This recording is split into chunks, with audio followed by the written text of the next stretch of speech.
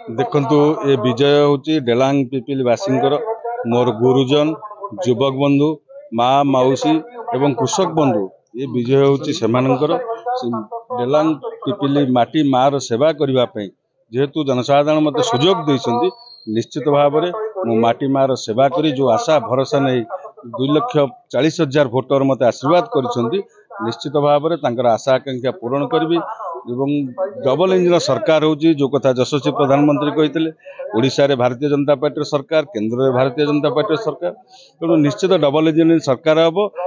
डेलांग पिपिली रे विकास आज आरंभ है आप धरी नि समस्त को नहीं सबु वर्ग को नहीं समस्त को नहीं डेलांग पिपिले विकास हम मौलिक सुविधार जो डेलांग पिपिलवासी वंचित अच्छा निश्चित पाखे पहुँचो यह आज विजयर मूल लक्ष्य देखो निश्चित मुझे कहली ना